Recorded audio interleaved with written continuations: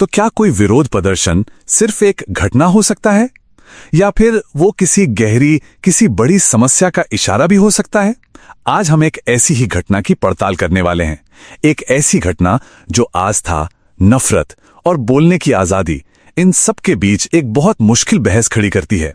चलिए इसको जरा समझते हैं। अच्छा, इस पूरे विश्लेषण की शुरुआत ही इस चौंकाने वाले बयान से होती है। ये सिर्फ एक लाइन नहीं है, ये एक चेतावनी है, एक वार्निंग। ये हमें बता रही है कि भाई जो घटना हम आगे देखने वाले हैं ना, उसकी चिंगारी पूरे देश में फैल सकती है। तो सवाल है कि आखिर हुआ क्या था? देखिए, तारीख थी 30 सितंबर, जगह तमिलनाडु का त्रिची। यहां एक विरोध प्रदर्शन हुआ जिसे नाम दिया गया था रावण लीला, और इसी प्रदर्शन के दौरान भगवान राम का पुतला जलाया गया। और बस यही घटना आज हमारे पूरे विश्लेषण के केंद्र में है। और बस यहीं से असली बहस शुरू हो जाती है। क्या किसी की आस्था का, किसी के भगवान का अपमान करना अभिव्यक्ति की स्वतंत्रता यानी फ्रीडम ऑफ एक्सप्रेशन के दायरे में आता है? सोर्स का विश्लेषण इसी सवाल से शुरू होता है कि आखिर पुलिस ने इसकी इजाजत दी तो दी कैसे?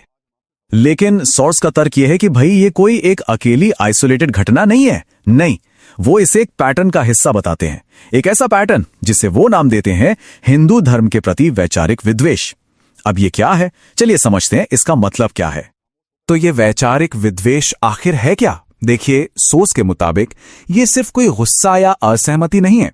नहीं, ये एक सोची समझी विचारधारा है, एक आइडियोलॉजी है जो बार बार लगातार हिंदू देवी देवताओं को, प्रतीकों को, त्योहारों को निशाना बनाती है। मतलब ऐसा लगता है कि ये कोई इत्तेफाक नहीं, बल्कि एक पूरा अभियान चल रहा हो। अब देखिए, सिर्फ एक घटना से तो कोई पैटर्न साबित नहीं होता, सही बात है ना? तो इसीलिए सोर्स अपने इस दावे को और मजबूत करने के लिए हाल में हुई कुछ और घटनाओं का भी जिक्र करता है। जरा यहां देखिए, सनातन धर्म की तुलना बीमारियों से कर देना, देवी देवताओं का अपमान करना, या फिर धार्मिक ग्रंथों पर हमले।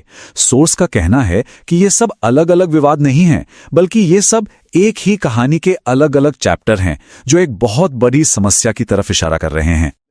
और इस एक मामले पर तो खास तौर पर ध्यान दिया गया है कि जब सनातन धर्म पर इतना विवादित बयान दिया गया तो उसके बाद हुआ क्या। सोर्स बताता है कि एफआईआर भी हुई, सुप्रीम कोर्ट से फटकार भी लगी, लेकिन इन सब के बावजूद उदयनिधि स्टैलिन को सजा नहीं मिली, बल्कि प्रमोशन मिला। और ये एक ऐसा पॉइंट है जिस पर यह पूरा विश्लेषण बहुत ज्यादा जोर देता है। अब जरा ये आंकड़ा देखिए, 88%। सोर्स 2011 की जनगणना का जिक्र करता है और कहता है कि तमिलनाडु की 88% आबादी हिंदू है। तो सवाल फिर यही उठता है कि एक ऐसा राज्य जहां इतनी बड़ी आबादी हिंदू हो, वहां इस तरह की घटनाएं बार बार क्यों हो रही हैं?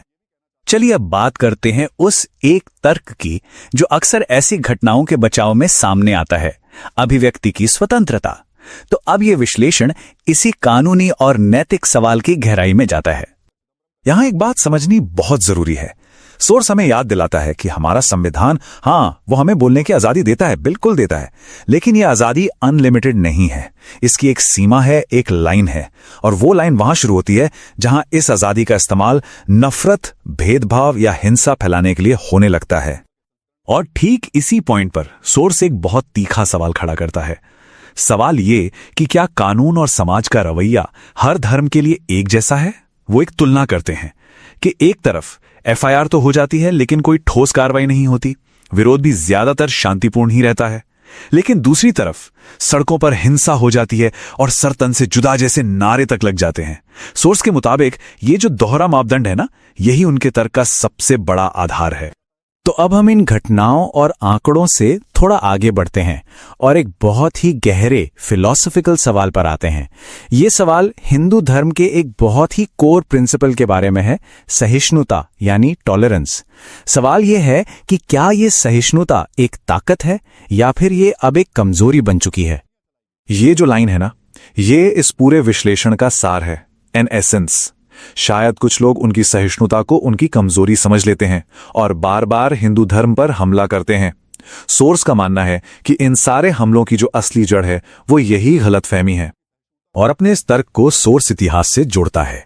वो कहते हैं कि यह हजारों साल पुराना धर्म है जिसने सैकड़ों हमले झेले लेकिन कभी अपने प्रचार के लिए युद्ध नहीं किया।